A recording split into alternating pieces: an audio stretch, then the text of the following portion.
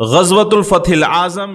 ابو سفیان کی واپسی کے بعد رسول اللہ صلی اللہ علیہ وسلم نے صحابہ کو مکہ کی تیاری، سامان سفر اور آلات حرب درست کرنے کا حکم دیا اور یہ تاکید فرمائی کہ اس کو پوشیدہ رکھا جائے، اس کا اظہار و اعلان نہ کیا جائے، اور آس پاس کے قبائل میں بھی کہلا بھیجا کہ تیار ہو جائیں۔ اب جو دوسرا رکوع اور تیسرا رکوع آ رہے ہیں یہ ہے کہ جو سن 8 ہجری میں فتح مکہ سے قبل نازل ہوئے، اور اس میں مسلمانوں کو آمادہ کیا جا رہا ہے قریش کے خلاف جنگ کرنے کے لیے۔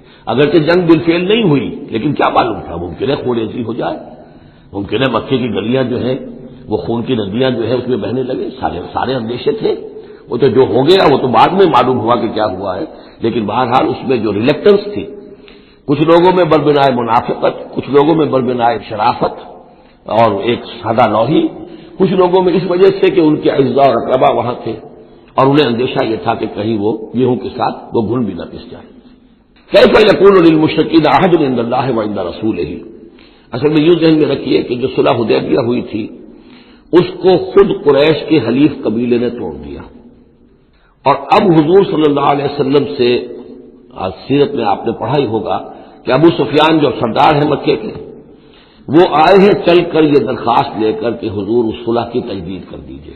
حضور نے تجدید نہیں کی، سفارشیں بھی کروائیں انہوں نے جو بھی کروا سکتے تھے، حضرت علی سے کوشش کی، اپنی بیٹی حضرت ام حبیبہ رضی اللہ تعالی عنہا وہ حضور کی زوجہ محترمہ تھی، وہاں گئے، انہوں نے بھی کوئی حوصلہ نہ دیا، بلکہ وہاں تو واقعی اور ہو گیا کہ وہ گئے اپنی بیٹی کے ہاں، حضور کا بستر بچھا ہوا تھا، بیٹھنے لگے تو ام حبیبہ رضی اللہ تعالی عنہا نے فرمایا کہ ابا جان ذرا ٹھہریے، اٹھ کر کھڑے رہ گئے تو بستر طے کر دیا، اب بیٹھ جائیے۔ اب یہ سردار قریش، انہوں نے کہا کہ یہ بستر میرے لائق نہیں تھا یا میں اس بستر کے لائق نہیں تھا۔ حضرت ام حبیبہ فرماتی ابا جان آپ اس بستر کے لائق نہیں ہیں، یہ نبی کا بستر ہے اور آپ ناپاک ہیں، آپ مشرک ہیں، تو اب کیا کریں، ان سے سفارش کرو گے۔ معلوم ہوا کہ وہ ساری گئے تو تھے اس لیے کہ بیٹی سے سفارش کروا دیں گے تو شاید زبان میں نہ کھل سکی ہو، پر اس وقت ہو سکتا ہے کہ بہت سے لوگوں نے یہ چیمیں گوئیاں کی ہو کہ دیکھیے اچھی بات نہیں ہے، صلح اچھی بات ہوتی ہے، اب یہ قریش کا سردار آیا ہے، گڑ گڑا رہا ہے، سفارشیں کروا رہا ہے، تو صلح کر لینی چاہیے، کیوں صلح نہیں کر رہے حضور؟ اس کو پس منظر میں رکھیے، تب یہ آیتیں آپ کو سمجھ میں آئیں گی۔ کیف یکون للمشرکین عہد عند اللہ، کیسے ہو سکتا ہے مشرکین کے لیے کوئی عہد اللہ کے نزدیک، وعند رسولہ اور اس کے رسول کے نزدیک، الا الذین عاہدتم من المسجد الحرام، سوائے ان کے کہ جن کے ساتھ تم نے معاہدہ کیا تھا مسجد حرام کے پاس صلح حدیبیہ، فما استقاموا لکم فاستقیموا لهم، تو جب تک وہ اس پر قائم رہے، سیدھے رہے تمہارے لیے، تم بھی قائم رہو، سیدھے رہو۔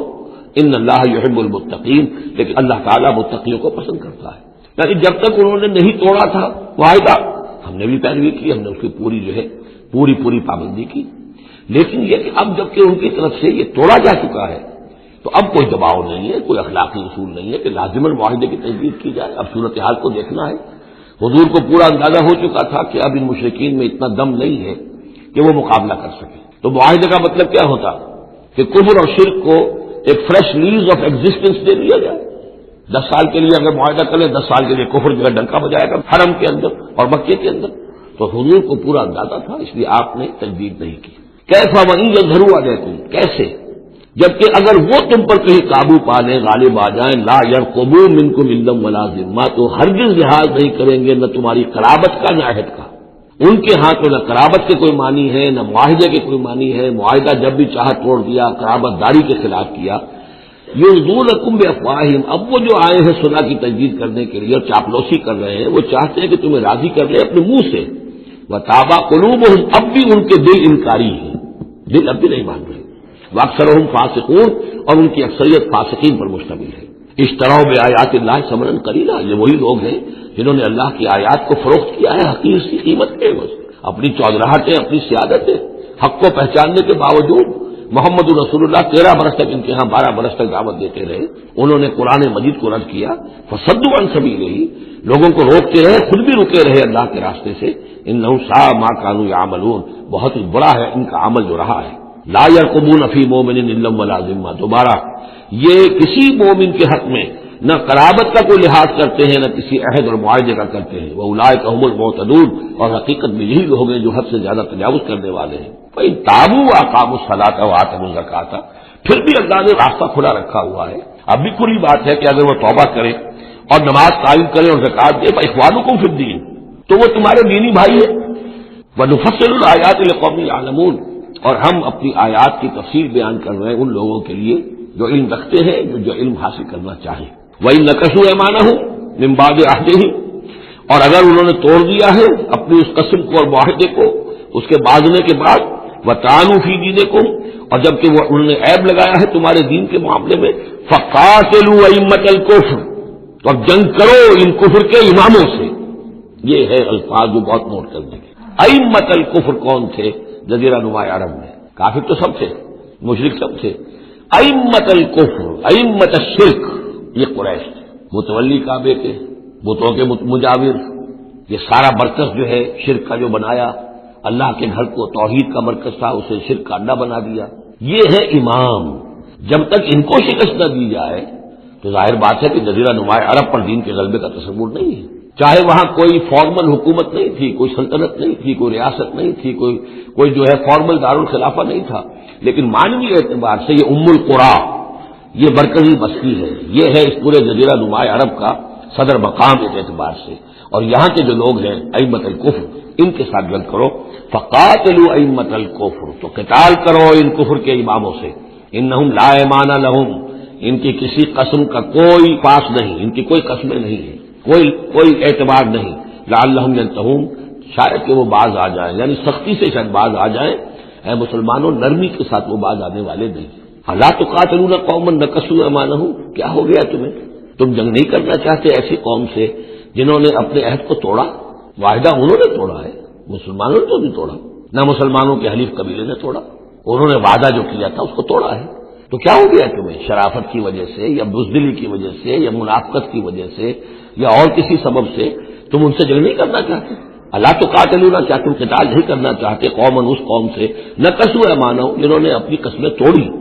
وہموا باخراج الرسول، یہی تو ہے کہ جنہوں نے رسول کو مکے سے نکلنے پر مجبور کیا. وہم بدؤکم اول مرہ، اور انہوں نے ہی آغاز کیا تھا. ظاہر بات ہے کہ کتنا مسلمانوں کو ستایا تھا مکے میں، مسلمانوں میں سے بعضوں کو شہید کیا تھا مکے میں، کتنوں کو تکلیفیں دی تھی، ٹارچر کیا تھا، پرسیکیوٹ کیا تھا، انہوں نے کیا پہلی مرتبہ. اتخشونہم، اب دیکھیے یہ ہے وہ سرچنگ کوشچن. اے مسلمانوں، کیا ان سے ڈر رہے ہو؟ یہ کوئی بزدلی ہے جو تم پر طاری ہو گئی ہے؟ قریش کے خلاف اقدام سے گھبرا رہے ہو؟ اتخشونہم فاللہ احق ان تخشوہ ان کنتم مؤمنین، تو اگر تم مومن ہو تو اللہ زیادہ حقدار ہے کہ تم اس سے ڈرو. اب یہ اس کا حکم ہے، تمہیں اقدام آخری کرنا ہے. قاتلوہم، کرو جنگ ان سے. یعذبہم اللہ بایدیکم، اللہ تعالی عذاب دے گا انہیں تمہارے ہاتھوں. ویخزہم، اور ان کو رسوا کرے گا. وینصرکم علیہم، اور تمہاری مدد کرے گا ان کے خلاف. ویشف صدور قوم مومنین، اور اہل ایمان کے سینوں کی جلن کو دور کر دے گا، ٹھنڈک عطا فرمائے گا. یعنی اب بھی مکے میں ایسے لوگ تھے کہ جن پر ٹارچر ہو رہا تھا، وہ جو ضعیف تھے، جو نہیں کر سکتے تھے، سفر نہیں کر سکتے تھے، یا خواتین تھیں، تو ان کے اوپر جو بھی ظلم ہو رہے تھے، تو جب ان لوگوں کی اب درگت بنے گی تو ان کے بھی دلوں کو کچھ ٹھنڈک ملے گی، اور ان کو بھی کچھ نہ کچھ ان کے احساسات جو ہیں اس کے اندر کچھ سکون ہوگا. وَيُذْهِبْ غَيْظَ قُلُوبِهِمْ، ان کے دلوں میں جو غصہ بھرا ہوا، غم بھرا ہوا، اللہ تعالیٰ اسے نکالے گا. وَيَتُوبُ اللَّهُ عَلَىٰ مَن يَشَاءُ، اور اللہ تعالیٰ توبہ نصیب کر دے گا جس کو چاہے گا توبہ کی توفیق دے دے گا. وَاللَّهُ عَلِيمٌ حَكِيمٌ، اور اللہ تعالیٰ علیم اور حکیم ہے. اب تیسری مرتبہ وہ آیت آ گئی ہے قرآن میں. ام حسبتم ان تترکوا، ام حسبتم ان تدخلوا الجنة ولما يأتكم مثل الذين خلوا من قبلكم مستهم البأساء والضراء وزلزلوا حتى يقول الرسول والذين معه متى نصر الله ألا إن نصر الله قريب. اسی طرح پھر یہ آیت ہے 214 سورہ بقرہ کی، 142 سورہ آل عمران کی. ام حسبتم ان تدخلوا الجنة، اب یہ تیسری مرتبہ. ام حسبتم ان تترکوا، اور یہ آیت نمبر 16 ہے، 1 اور 6 کو بھی جمع کریں گے تو 7 بنے گا. ام حسبتم ان تترکوا، تم چھوڑ دیے جاؤ گے. ولما یعلم اللہ الذین جاہدوا منکم، ابھی تو اللہ نے دیکھا ہی نہیں کون ہے تم میں سے حقیقت جہاد کرنے والے. دوسری قوموں کے خلاف جہاد کرنا اور تھا، اب اپنی قوم کے خلاف جہاد کرنے کے لیے جانا ظاہر بات ہے کہ اس کے اندر ایک اور اضافی امتحان ہے جو اللہ تمہارا لے لینا چاہتا ہے. وَلَن يَتَّخِذُوا مِن دُونِ اللَّهِ وَلَا رَسُولِهِ وَلَا الْمُؤْمِنِينَ وَلِيًّا، اور دیکھ لینا چاہتا ہے اللہ کہ کون ہے وہ لوگ کہ جو اللہ کے سوا اور اس کے رسول کے سوا اور اہل ایمان کے سوا کسی کے ساتھ دلی تعلق، دلی محبت اور دلی رازداری کا کوئی تعلق نہیں رکھتے. یہ رشتے جب تک کٹیں گے نہیں ایمان کی تلوار سے، اس وقت تک تمہارا خلوص جو ہے اللہ کے ساتھ اور دین کے ساتھ وہ کیسے ثابت ہوگا. واللہ خبیر بما تعملون، اور جو کچھ تم کر رہے ہو اللہ اس سے باخبر ہے. ما کان للمشرکین ان یعمروا مساجد اللہ، ان مشرکوں کا تو یہ حق نہیں ہے کہ وہ آباد کریں اللہ کے گھروں کو. یہ مسجد ہے، اللہ کا گھر ہے، یہ بیت اللہ ہے، یہ مشرکین اس کے متولی بنے بیٹھے ہیں، ان کا کوئی حق نہیں ہے. یہ توحید کا مرکز ہے بیت اللہ. ما کان للمشرکین، نہیں ان کا یہ حق ان یعمروا مساجد اللہ، یہ متولی بنے بیٹھے ہوئے اس کے، شاہدین علی انفسہم بالکفر، اپنے اوپر کفر کی گواہی دیتے ہوئے، یعنی اعلانیہ کافر ہیں، مشرک ہیں، اور پھر وہ بیت اللہ کے متولی بنے ہوئے. اولئک حبطت اعمالہم، ان کے سارے اعمال حبط ہو گئے. یعنی حاجیوں کی خدمت کر دی، پانی پلا دیا، یہ کر دیا، وہ کر دیا، ان کی کوئی حیثیت اللہ کی نگاہ میں نہیں ہے. ان کے جو شرک ہے اور کفر ہے اس نے ان کے تمام اعمال حبط کر دیے. تو فی النار ہم خالدون، اور آگ ہی میں وہ رہیں گے ہمیشہ ہمیشہ. انما یعمر مساجد اللہ من آمن باللہ والیوم الآخر، مسجدیں اللہ کی مسجدوں کو آباد کرنا تو ان کا حق ہے جو ایمان لائے اللہ پر اور یوم آخر پر، واقام الصلاۃ، کا نماز قائم کریں، وآت الزکوٰۃ، اور زکوٰۃ ادا کریں، ولم یخش الا اللہ، اور نہ ڈرے کسی سے سوائے اللہ کے. فعسى اولئک ان یکونوا من المہتدین، تو ایسے لوگ ہیں کہ جو جن کے بارے میں توقع ہے کہ وہ راہ یاب ہوں گے اور منزل مراد تک پہنچ جائیں گے. اجعلتم سقایۃ الحاج و عمارت المسجد الحرام کمن آمن باللہ والیوم الآخر، کیا تم نے حاجیوں کو پانی پلانا اور مسجد حرام کو آباد رکھنا اس کو برابر کر دیا ہے اس کے کہ جو شخص ایمان لایا اللہ پر اور یوم آخر پر وجاہد فی سبیل اللہ، اللہ کی راہ میں جہاد کرے. یہ مشرکین مکہ، مشرکین قریش یہ کیا کرتے ہیں؟ ان کا یہی کریڈٹ ان کا کیا ہے کہ بیت اللہ کو آباد رکھا ہوا ہے، حاجی آ رہے ہیں تو ان کی خدمت کر رہے ہیں، انہیں دودھ پانی پلا رہے ہیں.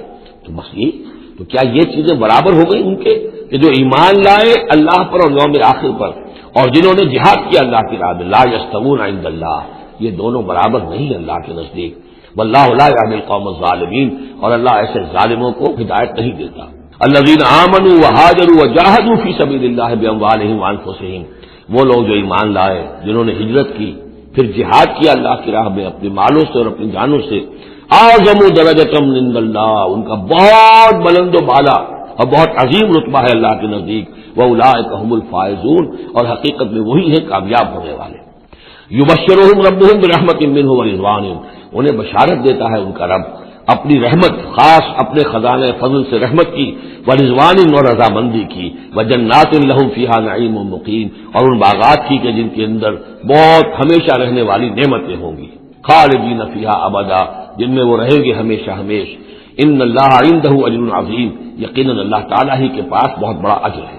یا ایھا الذین آمنوا لا تتخذوا آباءکم واخوانکم، اب چونکہ کچھ مسلمانوں کو جیسا کہ میں نے عرض کیا یہ ہوگا کہ آخر وہ ہمارے باپ ہیں، وہاں پہ بھائی ہیں، اب یہ جنگ ہوگی، چلیے ابھی تک امید تھی کہ وہ لوگ شاید ایمان لے آئیں تو ہمارے ساتھ ہو جائیں، ابھی تک وہ ایمان نہیں لائے ہیں، اب اگر ادھر سے چڑھائی ہوگی ہمیں جانا پڑے گا، اپنے ہاتھوں جو ہے وہ اپنے رشتہ داروں کو، اپنے بھائی بندوں کو قتل کرنا پڑے گا. یہ چیز جو رکاوٹ بن رہی تھی، تو ذرا اب اس کے اوپر ایک ضرب لگ رہی ہے ان دو آیتوں میں، اور قرآن مجید کی اہم ترین آیتوں میں سے اگلی آیت ہے جو آئے گی اس کے بعد، آیت نمبر 24. یا ایھا الذین آمنوا لا تتخذوا آباءکم واخوانکم اولیاء، اے اہل ایمان اپنے باپوں اور بھائیوں کو اپنے ولی اور دوست اور حمایتی مت سمجھو، مت بناؤ. ان استحبوا الکفر علی الایمان، اگر انہوں نے ایمان کے مقابلے میں کفر کو پسند کیا، اگر اب بھی تمہارے دل میں ان کے لیے محبت ہے اور تمہارے دل میں وہ تعلق جو ہے موجود ہے، تو اس کا مطلب یہ ہے کہ پھر ایمان کے ساتھ رشتہ تمہارا مضبوط نہیں ہے، اللہ کے لیے غیرت نہیں ہے، دین کے لیے، توحید کے لیے غیرت نہیں ہے. یا ایھا الذین آمنوا لا تتخذوا آباءکم واخوانکم اولیاء ان استحبوا الکفر علی الایمان ومن یتولہم منکم، تو جو کوئی بھی ان کے ساتھ وہ ولایت کا تعلق رکھے گا، دوستی اور جو پشت پناہی کا، وہ فاولئک ھم الظالمون، تو خود وہ بھی پھر ظالموں میں شریک ہو جائیں گے. اب وہ آیت آ رہی ہے، خاصی طویل آیت ہے اور یہ بہت ہی اہم آیت ہے.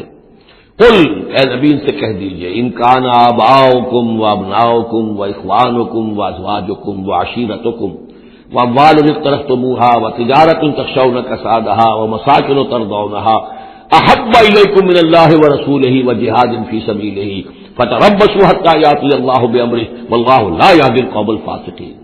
اے نبی ان سے کہہ دیجئے اگر ہو تمہیں تمہارے باپ اور تمہارے بیٹے اور تمہارے بھائی اور تمہاری بیویاں یا بیویوں کے لیے شوہر اور تمہاری برادری رشتہ دار اور وہ مال جو تم نے بہت محنت سے کمائے ہیں جمع کیے ہیں، وہ تجارت جس کے مندے کا تمہیں خطرہ رہتا ہے، ڈرتے رہتے ہو، اور وہ حویلیاں اور وہ محل جو تم نے بنائے ہیں تمہیں بہت پسند ہیں، مساکن ترضونھا، اگر یہ 8 چیزیں محبوب تر ہیں، احب الیکم، ان 8 کی محبت زیادہ ہے تمہارے دلوں میں، من اللہ و رسولہ و جہاد فی سبیلہ، اللہ کی محبت، رسول کی محبت، اللہ کی راہ میں جہاد کی محبت، اگر یہ 3 محبتیں کم ہیں وہ زیادہ ہیں، فتربصوا، تو جاؤ انتظار کرو، دفع ہو جاؤ، فتربصوا، جاؤ انتظار کرو، حتی یاتی اللہ بامرہ، یہاں تک کہ اللہ اپنا فیصلہ سنا دے، واللہ لا یہدی القوم الفاسقین، اللہ ایسے فاسقوں کو راہ یاب نہیں کرتا۔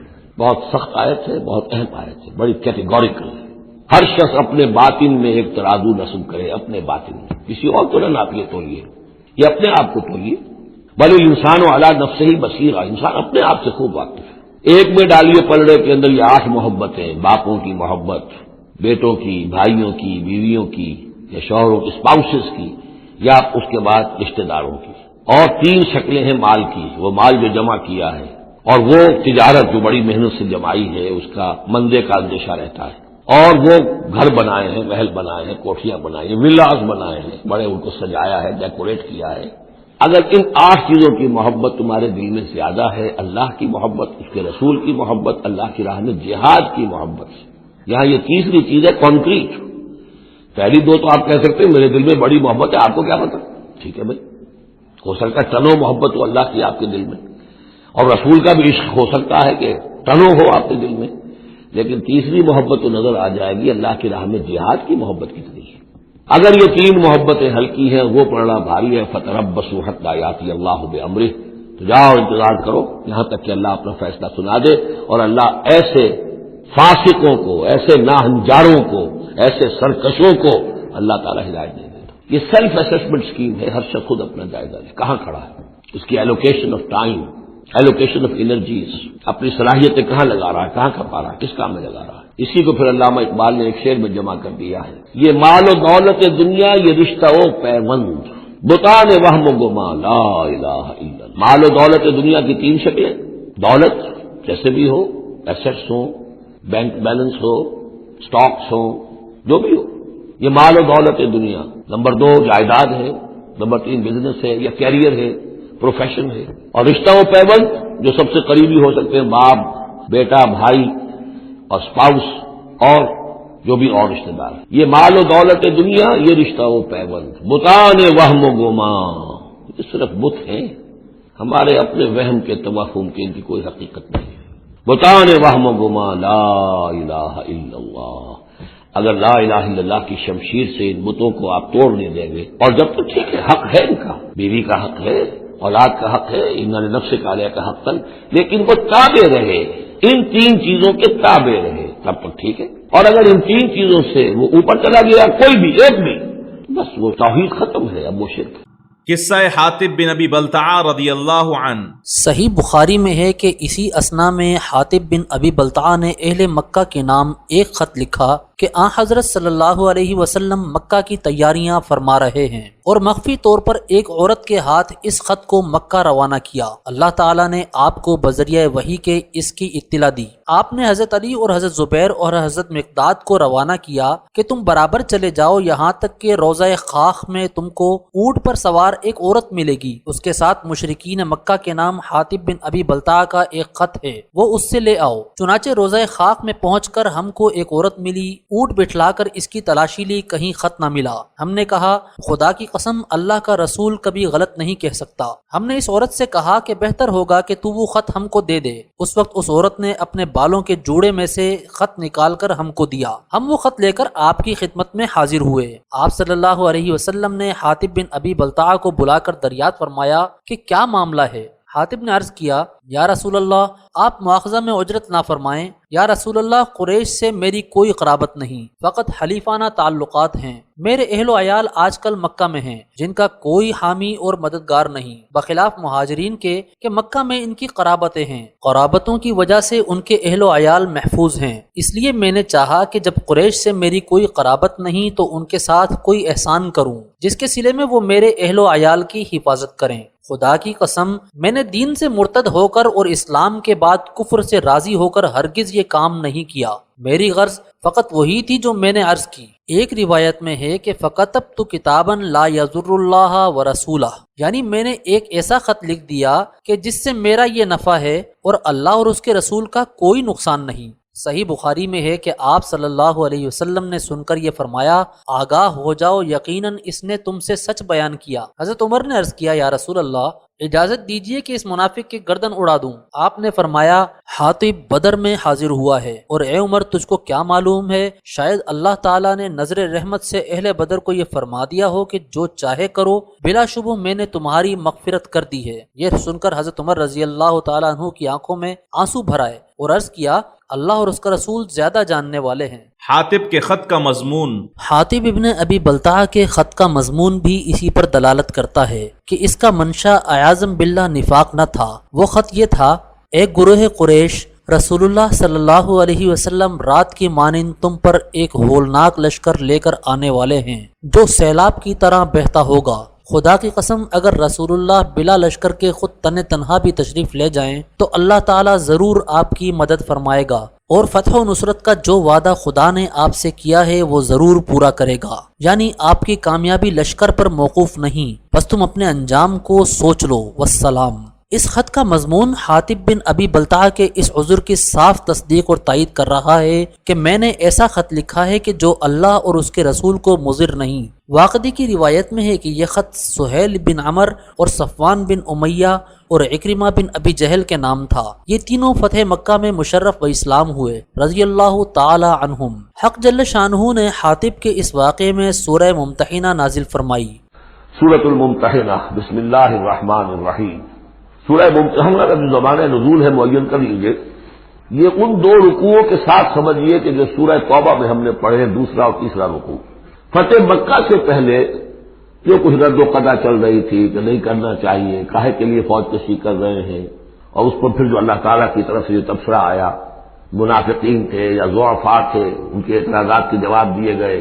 آخر مکے والے کتنے ہی برے صحیح، بہرحال وہ حرم کی خدمت کرتے ہیں، لہذا ان کا ایک نیکی کا مقام بھی ہے۔ وہ ساری دلیلیں ہم پڑھ چکے ہیں۔ سورہ توبہ رکوع 2 اور 3، یہ بھی 2 رکوع ہیں۔ اسی موقع پر ایک بہت مخلص مومن صحابی، ان سے ایک بہت بڑی غلطی ہو گئی۔ حضرت حاتب ابن ابی بلتعہ رضی اللہ تعالی عنہ بدری ہیں، ان کے گھر والے، ان کا پورا کنبہ ابھی مکے میں تھا، اور ان کا کوئی وہاں پہ رشتہ دار ایسے نہیں تھے کہ جو ان کی حفاظت کر سکے۔ انہیں یہ اندیشہ ہوا کہ اگر واقعی اب جنگ ہو گئی اور اگر ہم جا رہے ہیں مکے پر چڑھائی کرنے کے لیے، تو پھر یہ ہے کہ مکے میں جو مشرکین ہیں، کفار ہیں، وہ میرے بچوں کو، میرے گھر والوں کو شدید نقصان پہنچا سکتے ہیں، لہذا میں ان کے ساتھ کوئی نیکی کروں تاکہ میرے اس احسان کو پیش نظر رکھ کر وہ میرے گھر والوں کا لحاظ کریں۔ انہوں نے ایک خط لکھا مکے والوں کے نام، اور اس میں گویا کہ وہ سیکریٹ جو ہے وہ لیک کر دیا کہ محمد اب تم پر چڑھائی کرنے والے ہیں صلی اللہ علیہ وسلم۔ یہ احسان دھرا۔ ایک عورت کو وہ خط دیا، اس عورت نے اس خط کو اپنی چٹیا میں باندھ لیا تاکہ تلاشی لی جائے تو کہیں سے نکلے نہ، اور وہ عورت وہ خط لے کر روانہ ہو گئی۔ ادھر حضور کو اللہ تعالیٰ نے وحی سے مطلع کر دیا۔ حضور نے بھیجا حضرت علی اور ان کے ساتھ ایک اور صاحب کہ جاؤ فلاں جگہ اس وقت وہ عورت ہوگی، تم جا کے اس کو وہاں ٹھہری ہوئی ہے راستے میں کسی مندر میں، اس کے پاس خط ہے، وہ لے کے آؤ۔ وہاں پہنچے، عورت موجود تھی، محمد رسول اللہ کی دی ہوئی خبر تو غلط نہیں ہو سکتی تھی۔ اس سے پوچھا، اس نے دیکھا تم نے؟ اس کی جو تلاشی ہے وہ تلاشی لی تو کہیں نہیں نکلے۔ پھر حضرت علی نے دھمکی دی، دیکھو ہمیں ہمارے نبی نے بتایا ہے تمہارے پاس خط ہے، یا تو تم سیدھی سیدھی خط مجھے نکال دو، ورنہ بہرحال یہ دھمکی سن کر وہ پھر اس نے کھول کے اپنی چٹیا اور نکال کے دے دی۔ وہ خط لے کے آ گئے۔ اب وہ رات کھل گیا اور ابی بلتعہ کو بلایا، حاتب نے ابی بلتعہ کو مان لیا کہ ضرور یہ میرا خط ہے۔ حضرت علی نے کہا کہ یا حضرت عمر نے کہ آپ مجھے اجازت دیں کہ میں اس کی گردن مار دوں ابھی؟ آپ نے فرمایا نہیں، حاتب بدری ہے اور بدریوں کے تمام اللہ تعالیٰ پچھلے اگلے گناہ معاف کر چکا ہے. تو اس کی وہ جو فضیلت ہے اس کی وجہ سے جو خطا ہو گئی اللہ معاف کرے گا. تو وہ ہے اصل میں کشاکش پس منظر میں جس میں کہ یہ صورت نازل ہو رہی ہے. یا ایھا الذین آمنوا لا تتخذوا عدوی وعدوکم اولیاء، اہل ایمان تم میرے اور اپنے دشمنوں کو اپنا دوست اور ولی نہ بناؤ. ان کی خیر خواہی، ان کی بھلائی، ان پہ احسان کرنے کی کوشش، ان کے ساتھ اپنے گڈ آفیسز بلڈ کرنے کی کوشش.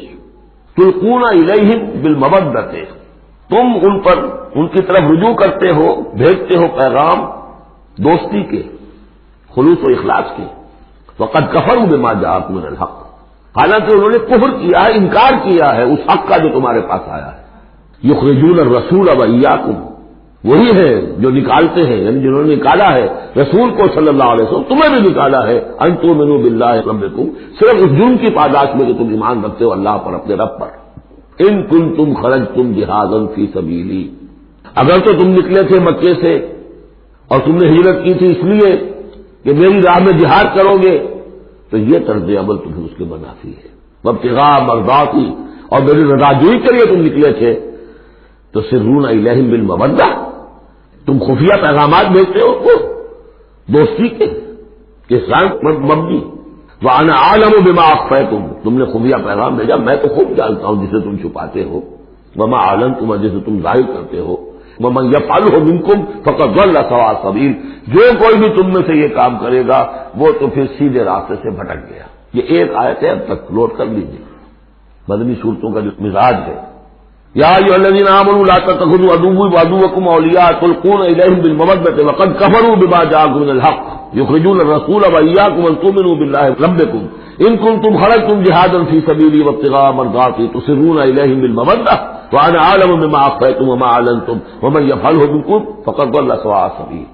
ان یثقفوکم یکونوا لکم اعداء، اگر وہ کہیں تمہیں پالیں، یعنی تم ان کے ہاتھ لگ جاؤ، ہتھے چڑھ جاؤ، وہ تمہارے ساتھ دشمنی کریں گے. وَيَبْسُطُوا إِلَيْهِمْ أَيْدِيَهُمْ، اپنے ہاتھ بڑھائیں گے تمہاری طرف. وَأَلْسِنَتَهُمْ، اور اپنی زبانیں بِالسُّوءِ، برے ارادے کے ساتھ تمہیں نقصان پہنچائیں گے، ان کی زبانیں بھی ان کے ہاتھ بھی. وَوَدُّوا لَوْ تَكْفُرُونَ، اور ان کی خواہش ہوگی شدید کہ کسی طرح تم بھی دوبارہ کافر ہو جاؤ. لَن تَنفَعَكُمْ أَرْحَامُكُمْ، تمہیں ہرگز نفع نہیں پہنچائیں گے تمہارے رحمی رشتے. وَلَا أَوْلَادُكُمْ، نہ تمہاری اولادیں. یوم القیامہ، قیامت کے دن یفصل بینکم، اللہ فیصلہ کر دے گا تمہارے مابین. واللہ بما تعملون بصیر، اور جو کچھ تم کر رہے ہو اللہ اسے دیکھ رہا ہے. قد کانت لکم اسوۃ حسنۃ فی ابراہیم والذین معہ، تمہارے لیے ایک اچھا نمونہ ہے، بہت عمدہ ماڈل ہے، اسوہ حسنہ ہے. فی ابراہیم والذین معہ، ابراہیم اور ان کے ساتھیوں کے معاملے میں، ان کی شخصیتوں کی صورت میں. اذ قالوا لقومہم، جبکہ انہوں نے کہا اپنی قوم سے، برملا کہہ دیا، انا براء منکم، ہم بری ہیں تم سے، ومما تعبدون من دون اللہ، اور جن کو بھی تم پوج رہے ہو اللہ کے سوا، ہمارا ان سے کوئی رشتہ نہیں، کوئی تعلق نہیں، ہم اعلان براءت کر رہے ہیں ان سے. کفرنا بکم، ہم منکر ہوئے تم سے بھی. وبدا بیننا وبینکم العداوۃ والبغضاء ابدا، اور اب تمہارے اور ہمارے مابین عداوت اور بغض اور بیر شروع ہو چکا ہے، اب یہ ہمیشہ باقی رہے گا. حتی تؤمنوا باللہ وحدہ، جب تک کہ تم ایمان نہ لاؤ اللہ پر توحید کے ساتھ. یعنی جب تک اس طرح ننگی تلوار نہ بن جائے ایک مومن. حزب اللہ کو ننگی تلوار بننا پڑتا ہے، رشتوں کو کاٹنا پڑتا ہے. وَلَوْ كَانُوا آبَاءَهُمْ أَوْ أَبْنَاءَهُمْ أَوْ إِخْوَانَهُمْ أَوْ عَشِيرَتَهُمْ، سورہ مجادلہ میں پڑھا ہے ابھی. تو یہ حضرت ابراہیم علیہ السلام کا معاملہ. إِلَّا قَالَ إِبْرَاهِيمُ لِأَبِيهِ لَأَسْتَغْفِرَنَّ لَكَ، سوائے اس کے کہ ابراہیم نے ایک وعدہ کیا تھا اپنے باپ سے کہ میں آپ کے لیے ضرور استغفار کروں گا. یہ سورہ مریم میں ہم پڑھا ہے، جب اس نے کہا تھا کہ تم نکل جاؤ، واہجرنی ملیہ، اراغب انت عن آلہتی یا ابراہیم لئن لم تنتہ لارجمنک واہجرنی ملیہ. حضرت ابراہیم نے کیا کہا تھا؟ سلام علیک ساستغفر لک ربی انہ کان بی حفیہ، میں آپ کے لیے ابا جان میں اپنے اللہ سے دعا کروں گا، استغفار کروں گا. وما املک لک من اللہ من شیء، مجھے اختیار کوئی نہیں ہے آپ کے بارے میں اللہ کے ہاں کچھ نہیں، آخری اختیار اللہ کا ہے. ربنا علیک توکلنا والیک انبنا والیک المصیر، پروردگار ہم نے تجھی پر توکل کیا اور الیک انبنا، اور تیری طرف رجوع کیا، والیک المصیر، اور تیری طرف لوٹ جانا ہے. ربنا لا تجعلنا فتنة للذین کفروا، پروردگار ہمیں اب کافروں کے لیے تختہ مشق اور تختہ امتحان نہ بنا دے کہ ہمارے اوپر وہ ظلم کرے، اور اپنی ان کے اوپر آزمائش جو انہیں آزما رہا ہے وہ اس شکل میں کہ ہم پر وہ ظلم کرے، جیسے اللہ تعالیٰ کفار مکہ کو آزما رہا تھا، لیکن تختہ ستم تختہ مشق کون؟ صحابہ اکرام بنے ہوئے تھے۔ واغفر لنا، اور ہمیں بخش دے، انک انت العزیز الحکیم، یقیناً تو ہی ہے سب کچھ زبردست اور حکمت والا۔ اب یہاں نوٹ کر لیجئے کہ سورہ توبہ میں آ چکا ہے کہ حضرت ابراہیم نے آخر میں آ کر تبرأ منہ، جب انہیں معلوم ہو گیا کہ میرا باپ تو دشمن ہے، اللہ کا دشمن ہے، تو برات کی۔ یہ آیتیں جو ہیں یہ سن 8 میں فتح مکہ سے قبل نازل ہو رہی ہیں۔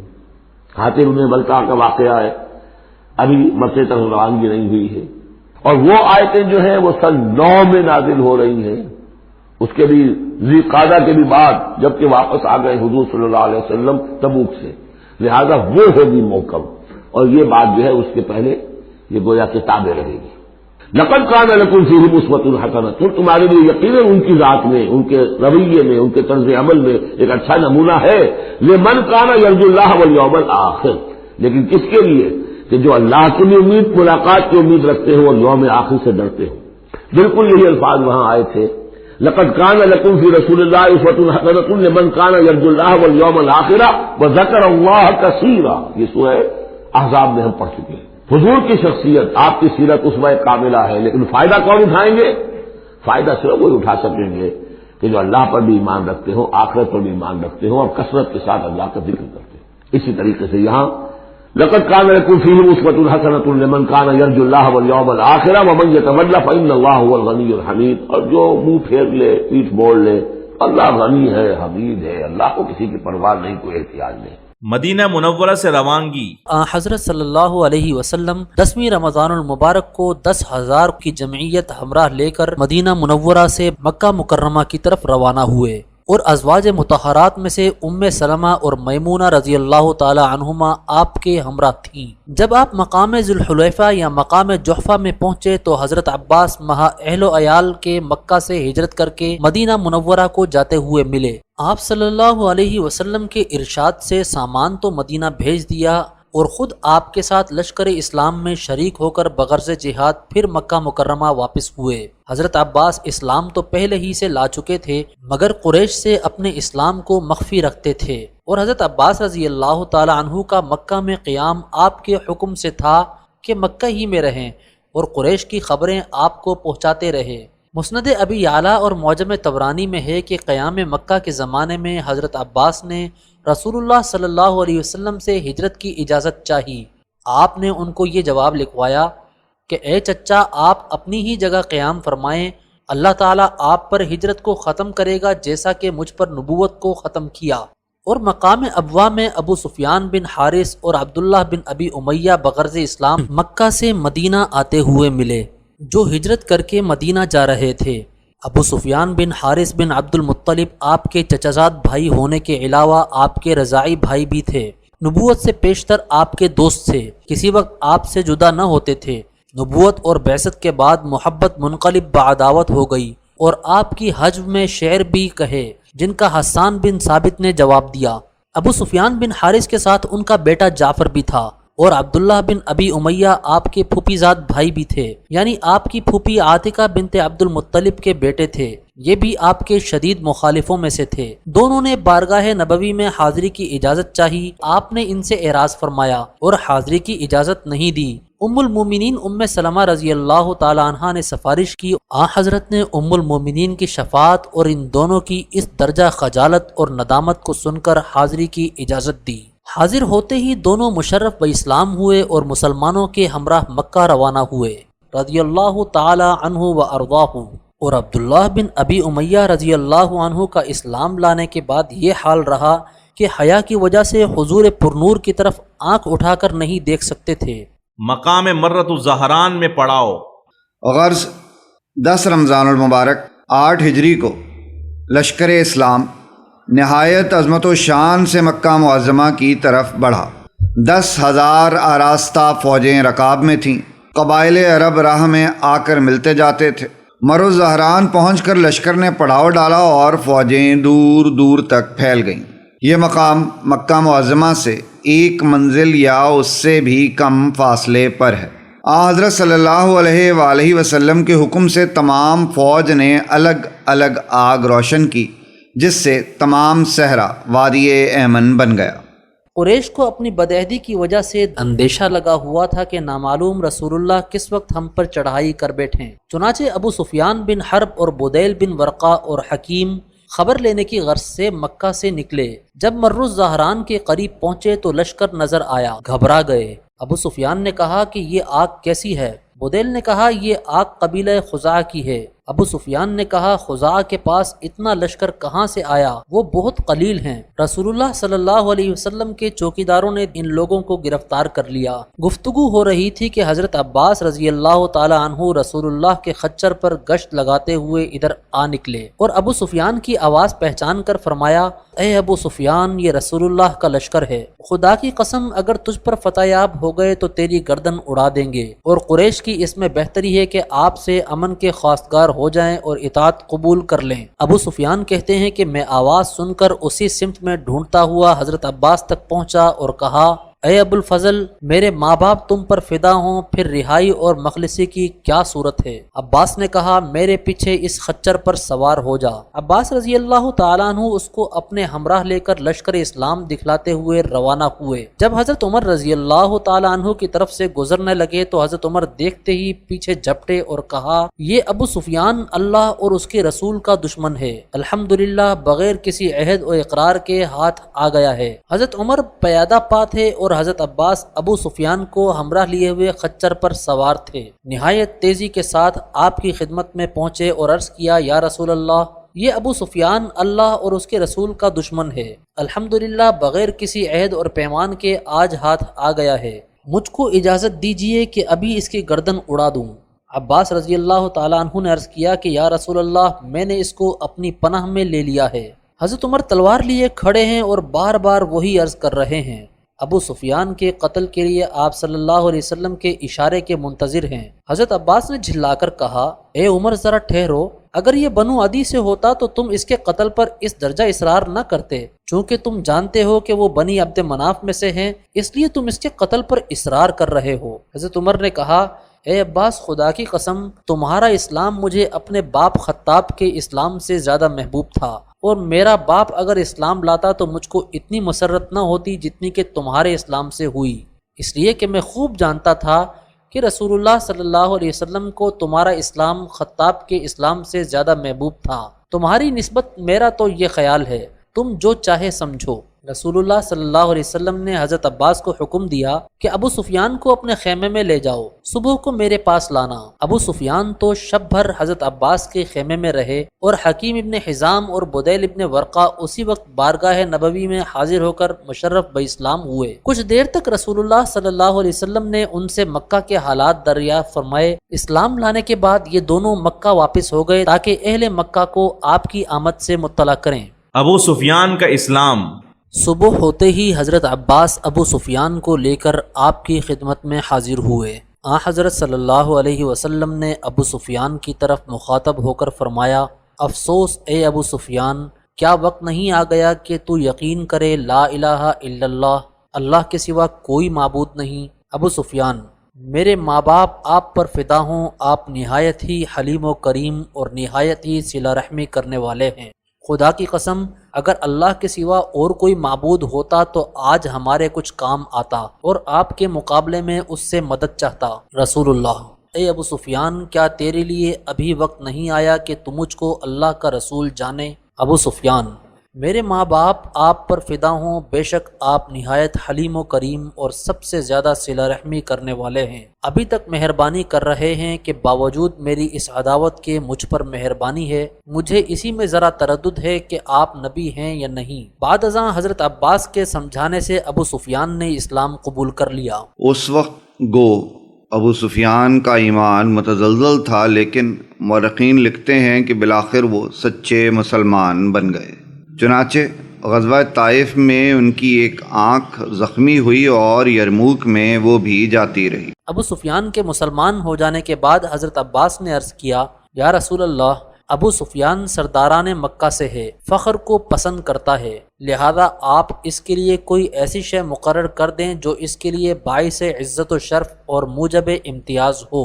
آپ صلی اللہ علیہ وسلم نے ارشاد فرمایا، اچھا اعلان کر دو کہ جو شخص ابو سفیان کے گھر میں داخل ہو وہ مأمون ہے۔ ابو سفیان نے کہا، یا رسول اللہ، میرے گھر میں سب آدمی کہاں سما سکتے ہیں؟ آپ صلی اللہ علیہ وسلم نے فرمایا، اور جو شخص مسجد حرام میں داخل ہو جائے وہ بھی مأمون ہے۔ ابو سفیان نے کہا، یا رسول اللہ، مسجد بھی کافی نہیں ہو سکتی۔ آپ صلی اللہ علیہ وسلم نے فرمایا، اچھا جو شخص اپنا دروازہ بند کر لے وہ بھی مأمون ہے۔ ابو سفیان نے کہا، ہاں، اس میں بہت وسعت اور گنجائش ہے۔ اس کے بعد حضرت صلی اللہ علیہ وسلم جب مر الزہران سے روانہ ہونے لگے تو حضرت عباس کو حکم دیا کہ ابو سفیان کو لے کر پہاڑ پر کھڑے ہو جائیں تاکہ لشکر اسلام کو بخوبی دیکھ سکے۔ چنانچہ یکے بعد دیگرے جب قبائل جوق در جوق گزرنے لگے تو ابو سفیان دنگ رہ گیا اور یہ کہا، تمہارے بھتیجے کا ملک بہت بڑا ہو گیا۔ حضرت عباس نے کہا، یہ بادشاہت نہیں بلکہ نبوت ہے۔ جو قبیلہ سامنے سے گزرتا تھا ابو سفیان پوچھتا جاتا تھا کہ یہ کون سا قبیلہ ہے۔ سب سے پہلے خالد بن ولید 1000 یا 900 کے دستے کو لے کر گزرے، بعد ازاں اور مختلف دستے گزرے، تاں آ کے اخیر میں کوکبہ نبوی ظاہری اور باطنی حال و شکوہ کے ساتھ مہاجرین و انصار کے مسلح اور زرہ پوش گروہ کے جلوہ میں جلوہ افروز ہوا۔ مہاجرین کا علم حضرت زبیر کے ہاتھ میں تھا اور انصار کا علم سعد ابن عبادہ کے ہاتھ میں تھا۔ سعد ابن عبادہ جب ادھر سے گزرے تو ابو سفیان کو دیکھ کر جوش آ گیا اور جوش میں یہ کہہ بیٹھے، آج گھمسان کا دن ہے، آج کعبہ حلال کر دیا جائے گا۔ سب سے اخیر میں حضور اکرم صلی اللہ علیہ وآلہ وسلم نمایاں ہوئے۔ حضرت زبیر بن العوام رضی اللہ عنہ علمبردار تھے۔ ابو سفیان کی نظر جمال مبارک پر پڑی تو پکار اٹھے کہ حضور اکرم صلی اللہ علیہ وآلہ وسلم نے سنا عبادہ کیا کہتے ہوئے گئے۔ ارشاد ہوا کہ عبادہ نے غلط کہا، آج کعبہ کی عظمت کا دن ہے۔ یہ کہہ کر حکم دیا کہ فوج کا علم سعد بن عبادہ رضی اللہ عنہ سے لے کر ان کے بیٹے کو دے دیا جائے۔ مکہ پہنچ کر آپ صلی اللہ علیہ وآلہ وسلم نے حکم دیا کہ علم نبوی مقام ہجون پر نصب کیا جائے۔ حضرت خالد بن ولید رضی اللہ عنہ کو حکم ہوا کہ فوجوں کے ساتھ بالائی حصے کی طرف آئیں۔ مکہ مکرمہ میں داخلہ۔ صحیح بخاری میں عبداللہ بن مغفل رضی اللہ تعالی عنہ سے مروی ہے کہ میں نے فتح مکہ کے دن رسول اللہ کو دیکھا کہ اونٹنی پر سوار ہیں اور خوش الحانی کے ساتھ سورہ انا فتحنا پڑھ رہے ہیں۔ تواضع سے گردن اس قدر جھکی ہوئی تھی کہ آپ کی داڑھی مبارک کے بال کجاوے کی لکڑی کو چھو رہے تھے۔ اعلان کر دیا گیا کہ جو شخص ہتھیار ڈال دے گا یا ابو سفیان کے ہاں پناہ لے گا یا دروازہ بند کر لے گا یا خانہ کعبہ میں داخل ہو جائے گا اس کو امن دیا جائے گا۔ تاہم قریش کے گروہ نے مقابلے کا قصد کیا اور خالد رضی اللہ عنہ کی فوج پر تیر برسائے، چنانچہ 3 صحابہ کرام رضی اللہ عنہم اجمعین نے شہادت پائی۔ حضرت خالد رضی اللہ عنہ نے مجبور ہو کر حملہ کیا۔ یہ لوگ 13 لاشیں چھوڑ کر بھاگ نکلے۔ حضرت صلی اللہ علیہ وآلہ وسلم نے تلواروں کا چمکنا دیکھا تو خالد رضی اللہ عنہ سے باز پرس کی، لیکن جب یہ معلوم ہوا کہ ابتدا مخالفین نے کی تو حضرت صلی اللہ علیہ وآلہ وسلم نے ارشاد فرمایا کہ قضائے الہی یہی تھی۔ لوگوں نے حضرت صلی اللہ علیہ وآلہ وسلم سے دریافت کیا کہ حضور صلی اللہ علیہ وآلہ وسلم قیام کہاں فرمائیں گے؟ کیا اپنے قدیم مکان میں؟ شریعت میں مسلمان کافر کا وارث نہیں ہو سکتا۔ ابو طالب حضرت صلی اللہ علیہ وآلہ وسلم کے عم نے جب انتقال کیا تھا تو ان کے صاحبزادے عقیل اس وقت کافر تھے، اس لیے وہی وارث ہوئے۔ انہوں نے یہ مکانات ابو سفیان کے ہاتھ بیچ ڈالے تھے۔ اس بنا پر حضرت صلی اللہ علیہ وآلہ وسلم نے ارشاد فرمایا کہ عقیل نے گھر کہاں چھوڑا کہ اس میں اتروں، اس لیے مقام خیف میں ٹھہروں گا۔ یہاں قریش نے ہمارے خلاف کفر کی تائید پر باہم عہد و پیمان کیا تھا۔ مسجد حرام میں داخلہ۔ فتح کے بعد حضرت صلی اللہ علیہ وسلم مسجد حرام میں داخل ہوئے اور خانہ کعبہ کا طواف کیا۔ حضرت عبداللہ بن عمر سے مروی ہے کہ رسول اللہ صلی اللہ علیہ وسلم جب حرم محترم میں داخل ہوئے تو خانہ کعبہ کے گرد 360 بت رکھے ہوئے تھے۔ حضرت صلی اللہ علیہ وآلہ وسلم ایک ایک کو لکڑی کی نوک سے ٹھوکے دیتے جاتے تھے اور یہ پڑھتے جاتے تھے، جاء الحق وزهق الباطل، حق آ گیا اور باطل مٹ گیا، اور باطل مٹنے ہی کی چیز تھی۔ طواف سے فارغ ہو کر عثمان بن طلحہ کو بلا کر خانہ کعبہ کی کنجی لی اور بیت اللہ کو کھلوایا۔ دیکھا کہ اس میں تصویریں ہیں، ان سب کے مٹانے کا حکم دیا۔ جب تمام تصویریں مٹا دی گئیں تو اس وقت آپ بیت اللہ میں داخل ہوئے اور نماز ادا کی، اور بیت اللہ کے تمام گوشوں میں پھر کر توحید و تکبیر کی آوازوں سے اس کو منور کیا۔ اس وقت بلال اور اسامہ آپ کے ہمراہ تھے۔ باہر تشریف لائے، دیکھا کہ مسجد حرام لوگوں سے بھری ہوئی ہے، نیچے سب منتظر ہیں کہ مجرموں اور دشمنوں کے متعلق کیا حکم دیا جاتا ہے۔ یہ رمضان المبارک کی 20ویں تاریخ تھی۔ باب کعبہ پر آپ کھڑے ہوئے تھے اور کنجی آپ کے ہاتھ میں تھی۔ اس وقت آپ نے یہ خطبہ دیا: باب کعبہ پر خطبہ۔ اللہ کے سوا کوئی معبود نہیں، اس نے اپنا وعدہ سچ کر دکھایا، اپنے بندے کی مدد کی اور دشمنوں کی تمام جماعتوں کو اس نے تنہا شکست دی۔ آگاہ ہو جاؤ، جو خصلت و عادت خواہ جانی ہو یا مالی ہو جس کا دعویٰ کیا جا سکے، وہ سب میرے قدموں کے نیچے ہے، مگر بیت اللہ کے دربانی اور حاجیوں کو زمزم کا پانی پلانا، یہ خصلتیں حسب دستور برقرار رہیں گی۔ اے گروہ قریش، اللہ تعالیٰ نے جاہلیت کی نخوت اور غرور اور آباء و اجداد پر فخر کرنے کو باطل کر دیا۔ سب لوگ آدم سے ہیں اور آدم مٹی سے۔ اس کے بعد یہ آیت تلاوت فرمائی۔ تیسرا حصہ اس سورہ مبارکہ کا جو آ رہا ہے یہ عظیم ترین مضامین پر مشتمل ہے۔ ابھی تک معاملہ سارا یا ایھا الذین آمنوا یا ایھا الذین آمنوا یا ایھا الذین آمنوا، آپ نے دیکھا یہ یوں سمجھیے کہ 12 آیات میں 5 مرتبہ یا ایھا الذین آمنوا آ چکا ہے، اور ہم نے دیکھا مکی صورتیں اتنی لمبی جو ہے یا ایھا الذین آمنوا کا صیغہ وہاں ہے ہی نہیں، لیکن یہ آیت آ رہی ہے یا ایھا الناس، اے لوگو انا خلقناکم من ذکر و انثی، اے لوگو ہم نے تمہیں پیدا کیا ہے، تم سب کو، چاہے مومن ہو چاہے غیر مومن ہو، چاہے مسلمان ہو چاہے کافر ہو، تم سب کو ہم نے پیدا کیا ہے من ذکر و انثی، ایک مرد اور ایک عورت سے۔ حضرت آدم اور حوا کی اولاد ہو تم۔ وجعلناکم شعوبا وقبائل لتعارفوا، اور ہم نے تمہیں بنا دیا ہے، قوموں میں تقسیم کر دیا اور قبیلوں میں، تاکہ ایک دوسرے کو پہچانو۔ یہ رنگ کا فرق، نسل کا فرق، اور یہ شکل و شباہت کا فرق، یہ جو بھی انسان کے نقوش ہیں ان کا فرق، زبانوں کا فرق، یہ قوموں اور قبیلوں میں جو فرق اور امتیاز ان میں ڈالا ہے تاکہ پہچان سکو۔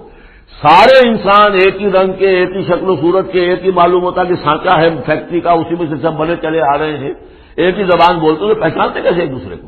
یہ سارا ہے صرف پہچان کے لیے، یہ نہیں ہے کہ فلاں نسل اعلیٰ ہے، فلاں گھٹیا ہے، فلاں اونچی ہے، فلاں نیچی ہے۔ جیسا کہ آپ نے خطبہ دیا تھا، جو آخری خطبہ ہے حجۃ الوداع کا، لا فضل لعربی علی عجمی ولا لعجمی علی عربی ولا لاحمر علی اسود ولا لاسود علی احمر الا بالتقوی۔ کسی عربی کو، کسی عرب کو اجمی پر کوئی فضیلت نہیں، کسی اجمی کو کسی عرب پر کوئی فضیلت نہیں، کسی سرخ رو کو کسی سیاہ فام پر کوئی فضیلت نہیں، کسی سیاہ فام کو کسی سرخ رو پر کوئی فضیلت نہیں۔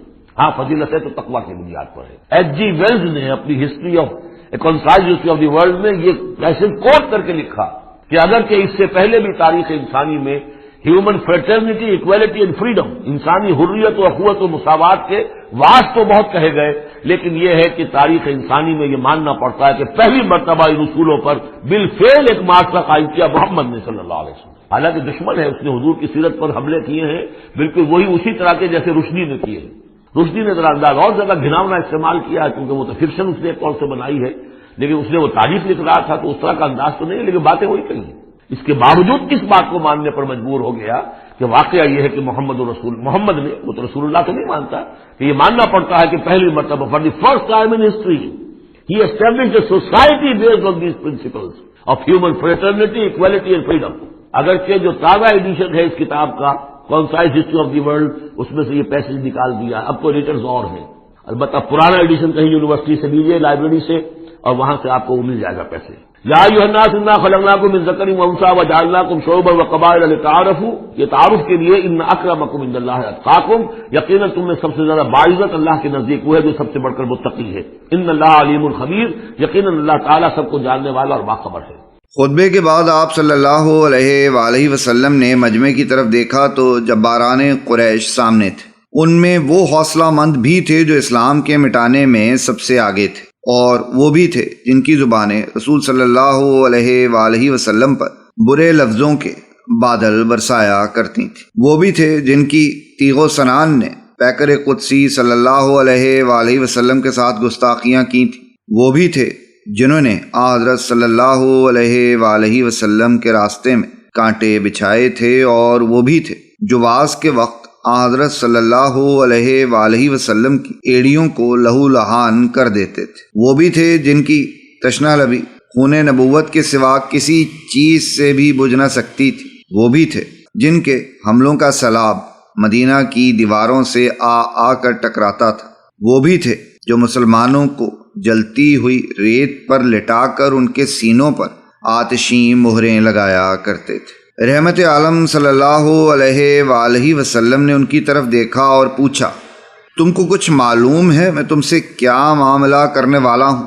یہ لوگ اگرچہ ظالم تھے، بے رحم تھے، لیکن مزاج شناس تھے۔ پکار اٹھے کہ آپ شریف بھائی ہیں اور شریف برادر زادہ ہیں۔ ارشاد ہوا کہ تم پر کچھ الزام نہیں، جاؤ تم سب آزاد ہو۔ یہ بات بھی اس موقع پر خاص طور پر لحاظ رکھنے کے قابل ہے کہ جن لوگوں کو امن دیا جاتا وہ اسلام پر مجبور نہیں کیے جاتے تھے۔ تمام مورخین اور باب سیر نے تصریح کی ہے کہ حنین کی لڑائی میں جو فتح مکہ کے بعد پیش آئی، لشکر اسلام میں مکہ کے بہت سے کفار بھی شامل تھے جو اس وقت تک کافر تھے، اور شکست بھی زیادہ تر اسی وجہ سے ہوئی کہ پہلے حملے میں انہی کافروں کے قدم اکھڑے، اور اس ابتری کی وجہ سے مسلمانوں کے قدم بھی نہ ٹھہر سکے۔ کفار مکہ نے تمام مہاجرین کے مکانات پر قبضہ کر لیا تھا۔ اب وہ وقت تھا کہ ان کو ان کے حقوق دلائے جاتے، لیکن آپ صلی اللہ علیہ وآلہ وسلم نے مہاجرین کو حکم دیا کہ وہ بھی اپنی مملوکات سے دستبردار ہو جائیں۔ حجابت و سقایت۔ خطبے سے فارغ ہو کر آپ مسجد میں بیٹھ گئے اور بیت اللہ کی کنجی آپ کے ہاتھ میں تھی۔ حضرت علی رضی اللہ تعالی عنہ نے کھڑے ہو کر عرض کیا، یا رسول اللہ، یہ کنجی ہم کو عطا فرما دیجیے تاکہ سقایت زمزم کے ساتھ حجابت بیت اللہ یعنی بیت اللہ کی دربانی کا شرف بھی ہم کو حاصل ہو جائے۔ اس پر یہ آیت نازل ہوئی، ان اللہ یأمرکم ان تؤدوا الامانات الى اہلها، یعنی اللہ تم کو ہدایت دیتا ہے کہ امانتیں پہنچا دو امانت والوں کو۔ آپ نے عثمان بن طلحہ کو بلا کر کنجی مرحمت فرمائی اور یہ فرمایا کہ یہ کنجی ہمیشہ کے لیے لے لو۔ بام کعبہ پر اذان۔ نماز کا وقت آیا تو آپ نے بلال رضی اللہ تعالی عنہ کو حکم دیا کہ بام کعبہ پر چڑھ کر اذان دیں۔ قریش مکہ دین حق کی فتح مبین کا یہ عجیب و غریب منظر پہاڑوں کی چوٹیوں سے دیکھ رہے تھے، اور جو سرداران قریش کفر و شرک کی ذلت اور دین برحق کی عزت کا یہ منظر نہ دیکھ سکے وہ روپوش ہو گئے۔ عتاب و خالد، پسران اسید اور حارث بن ہشام جو بعد میں مسلمان ہو گئے، اور دیگر سرداران قریش صحن کعبہ میں بیٹھے ہوئے تھے۔ عتاب اور خالد نے کہا کہ اللہ نے ہمارے باپ کی بڑی عزت رکھ لی ہے۔ اس آواز کے سننے سے پہلے ہی ان کو دنیا سے اٹھا لیا۔ حارث نے کہا، خدا کی قسم اگر مجھ کو یہ یقین ہو جاتا کہ آپ حق پر ہیں تو ضرور آپ کا اتباع کرتا۔ آپ صلی اللہ علیہ وسلم کو بذریعہ وحی اطلاع ہو گئی۔ جب آپ ادھر سے گزرے تو ان لوگوں سے فرمایا کہ جو کچھ تم نے کہا مجھے اس کی اطلاع ہو چکی ہے، اور انہوں نے جو گفتگو کی تھی وہ سب بیان فرما دی۔ حارث اور عتاب نے کہا، ہم گواہی دیتے ہیں کہ بے شک آپ اللہ کے رسول ہیں، اس لیے کہ ہم میں سے تو کسی نے آپ کو اس امر کی اطلاع نہیں دی۔ معلوم ہوا کہ اللہ ہی نے بذریعہ وحی اپنے رسول کو ہماری ان باتوں کی خبر دی ہے۔ حضرت صلی اللہ علیہ وسلم نے عتاب بن اسید کو مسلمان ہو جانے کے بعد مکہ کا والی مقرر فرمایا۔ عتاب کی عمر اس وقت 21 سال کی تھی اور بطور وظیفہ 1 درہم یومیہ مقرر فرمایا۔ اس پر عتاب نے یہ کہا، اے لوگوں، اللہ اس شخص کے جگر کو بھوکا رکھے جو 1 درہم میں بھی بھوکا رہے۔ نبی اکرم صلی اللہ علیہ وسلم کی وفات تک برابر مکہ کے امیر رہے۔ صدیق اکبر جب خلیفہ ہوئے تو ان کو برقرار رکھا۔ جس دن صدیق اکبر کی وفات ہوئی اسی روز عتاب کی وفات ہوئی۔ حضرت بلال نے جس وقت بام کعبہ پر چڑھ کر اذان دی تو ابو محذورہ اور چند نوجوان جو ان کے ساتھ تھے اذان کی نقل اتارنے لگے۔ ابو محذورہ نہایت خوش الحان اور بلند آواز تھے، ان کی آواز گوش مبارک میں پہنچ گئی۔ حکم ہوا کہ حاضر کیے جائیں۔ دریافت فرمایا کہ تم میں سے وہ کون ہے کہ جس کی آواز میرے کان میں پہنچی ہے؟ سب نے ابو محذورہ کی طرف اشارہ کیا۔ آپ صلی اللہ علیہ وسلم نے سب کو چھوڑ دینے اور ان کے روک لینے کا حکم دیا۔ ابو محذورہ آپ کے سامنے کھڑے ہوئے اور دل میں یہ گمان غالب تھا کہ میں قتل کیا جاؤں گا۔ آپ نے مجھ کو حکم دیا کہ اذان دو۔ بادل نخواستہ اذان دی۔ اذان کے بعد آپ نے تھیلی عطا کی جس میں کچھ درم تھے اور سر اور پیشانی پر دست مبارک پھیرا اور یہ دعا دی، بارک اللہ فیکا و بارک اللہ علیکا۔ ابو محذورہ کہتے ہیں کہ دست مبارک کا پھیرنا تھا کہ آپ کی تمام نفرت یکلخت مبدل بالفت ہو گئی اور قلب آپ کی محبت سے لبریز ہو گیا۔ اب میں نے خود عرض کیا، یا رسول اللہ، مجھ کو مکہ کا مؤذن مقرر فرما دیجئے۔ آپ صلی اللہ علیہ وسلم نے فرمایا، میں نے تجھ کو مکہ کا مؤذن مقرر کیا۔ میں نے آ کر عتاب بن اسید امیر مکہ کو اس کی اطلاع دی اور آپ صلی اللہ علیہ وسلم کے حکم کے مطابق اذان دینے لگا۔ مدت العمر مکہ میں مقیم رہے اور اذان دیتے رہے۔ 59 ہجری میں مکہ ہی میں وفات پائی۔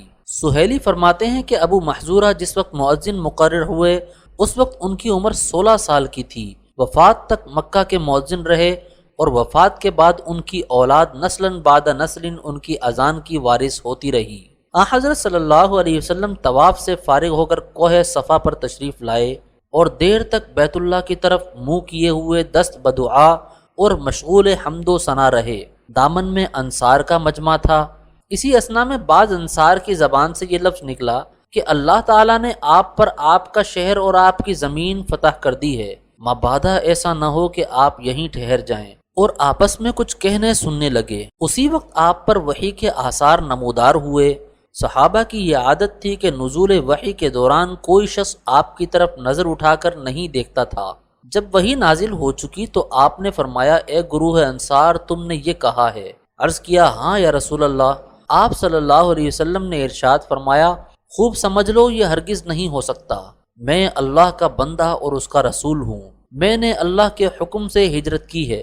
یہ سن کر انصار جانثار کی آنکھوں سے آنسو رواں ہو گئے اور عرض کیا، یا رسول اللہ، ہم کو یہ اندیشہ ہوا کہ نصیب دشمنہ جس شمع کے ہم پروانے ہیں وہ شمع ہماری محفل سے نہ اٹھا لی جائے۔ ہم غلامان جانثار اور خادمان وفا شعار ہر قسم کے ایثار کے لیے تیار ہیں، مگر اللہ اور اس کے رسول کے بارے میں انتہائی بخیل ہیں۔ آپ صلی اللہ علیہ وسلم نے ارشاد فرمایا، اللہ اور اس کا رسول تم کو معذور اور سچا سمجھتے ہیں۔ بیعت۔ دعا سے فارغ ہونے کے بعد حضرت صلی اللہ علیہ وسلم کوہ صفا پر بیٹھ گئے۔ لوگ بیعت کے لیے جمع ہو گئے۔ آپ صلی اللہ علیہ وسلم اسلام پر اور خدا اور رسول کی اطاعت پر بیعت لینے لگے۔ مردوں سے فقط اسلام پر اور حسب استطاعت اللہ اور اس کے رسول کی اطاعت پر بیعت لیتے، اور بعض روایات میں ہے کہ مردوں سے اسلام اور جہاد پر بیعت لیتے۔ مردوں کی بیعت سے جب فراغت پائی تو عورتوں سے بیعت لینے لگے۔ عورتوں سے ان امور پر بیعت لی کہ جو بیعت النساء کی آیت میں مذکور ہیں، یعنی يا أيها النبي إذا جاءك المؤمنات يبايعنك على ألا يشركن بالله شيئا ولا يسرقن ولا يزنين ولا يقتلن أولادهن ولا يأتين ببهتان يفترينه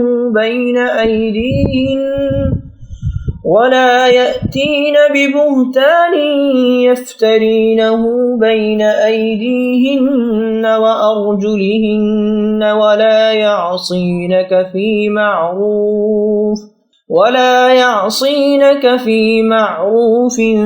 فبايعهن واستغفر لهن الله إن الله غفور رحيم۔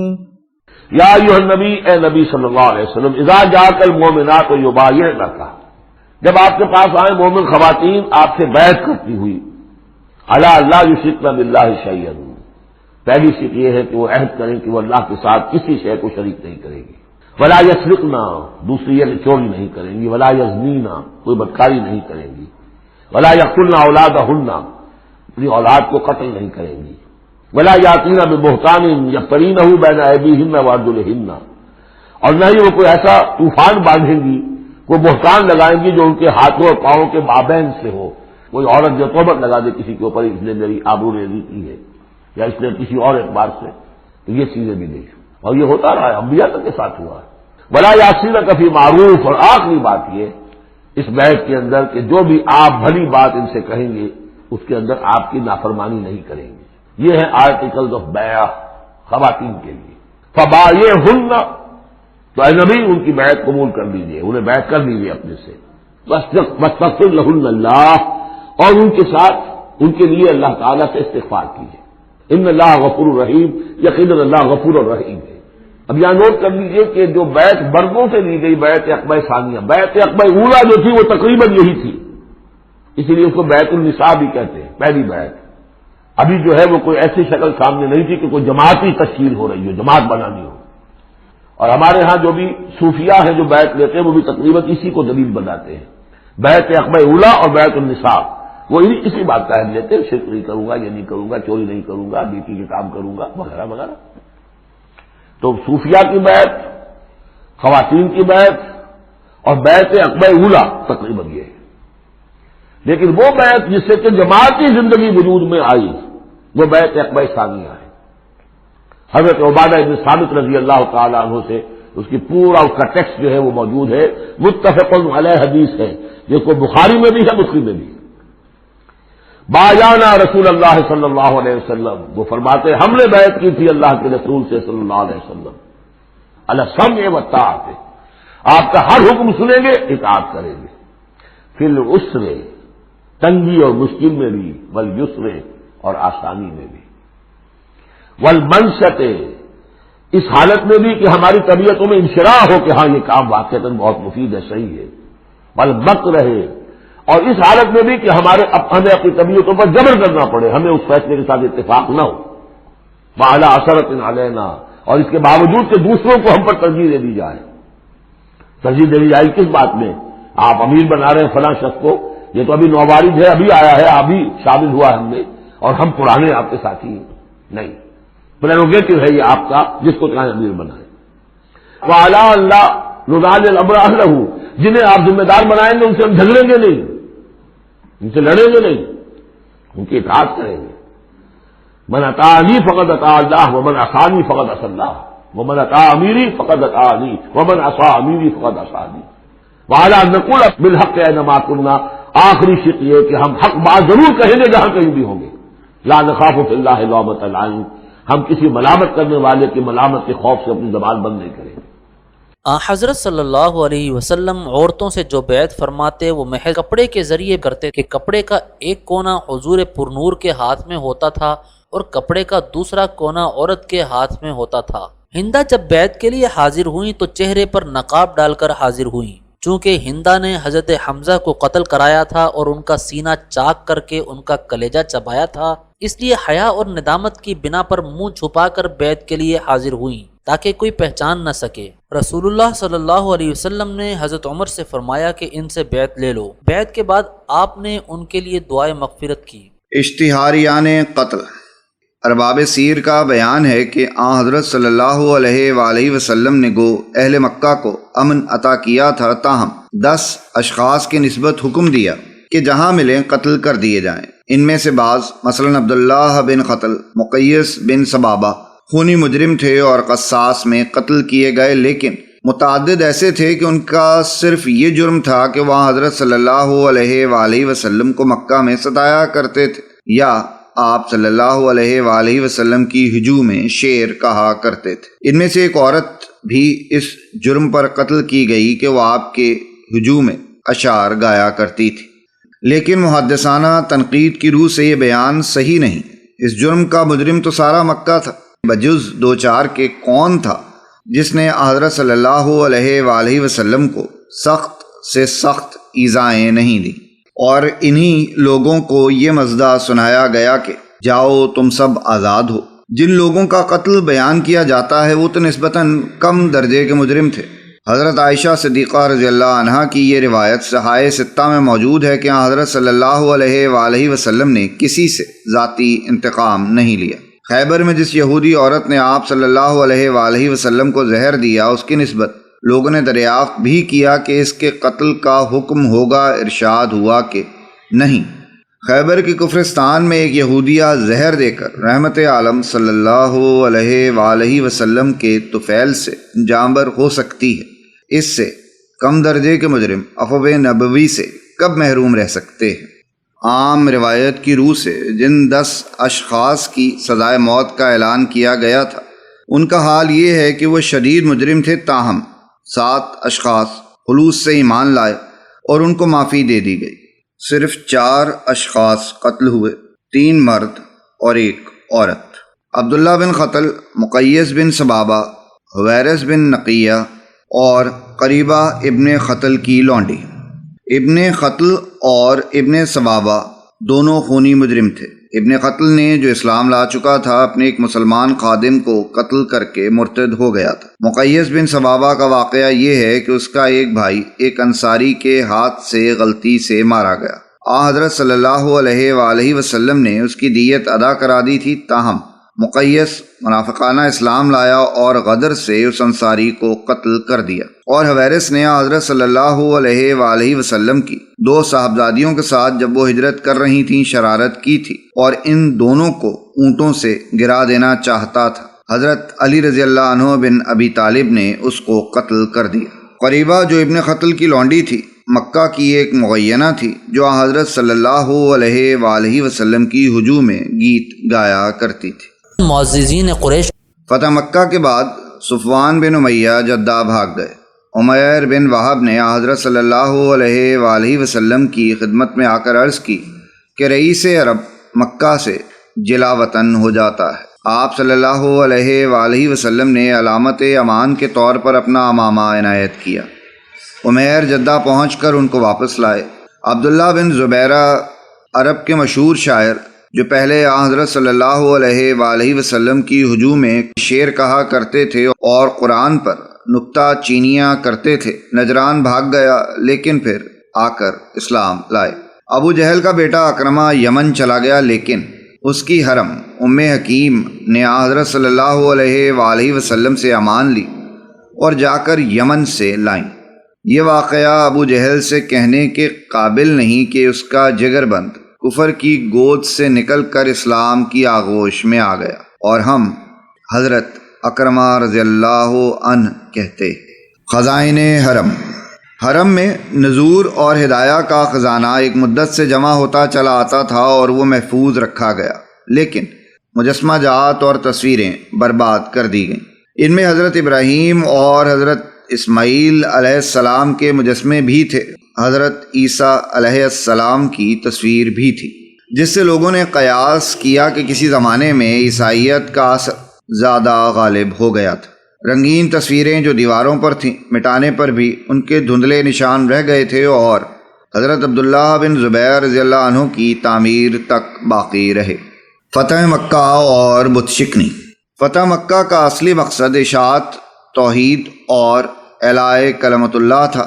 کعبہ میں سینکڑوں بت تھے، جن میں حبل بھی تھا جو بت پرستوں کا خدائے اعظم تھا۔ یہ انسان کی صورت کا تھا اور یاقوت احمر سے بنا تھا۔ سب سے پہلے جس نے اس کو کعبہ میں لا کر رکھا تھا خزیمہ بن مدرکہ تھا، جو مدرکہ پوتا اور عدنان کا پڑپوتا تھا۔ حبل کے سامنے 60 تیر رہتے تھے جن پر لا اور نام لکھا ہوا تھا۔ عرب جب کوئی کام کرنا چاہتے تھے تو ان تیروں پر قرعہ ڈالتے اور ہاں یا نہ جو کچھ نکلتا اس پر عمل کرتے۔ غزوہ احد میں ابو سفیان نے اسی حبل کی جے پکاری، وہ عین کعبہ کے اندر رکھا تھا۔ چنانچہ حضرت صلی اللہ علیہ وآلہ وسلم کے فرمان کے مطابق اور بتوں کے ساتھ وہ بھی برباد کر دیا گیا۔ مکہ کے اطراف میں اور بہت سے بڑے بڑے بت تھے جن کے لیے حج کی رسمیں ادا کی جاتی تھیں۔ ان میں سے سب سے بڑے لات، منات اور عزا تھے۔ عزا قریش کا اور لات اہل طائف کا معبود تھا۔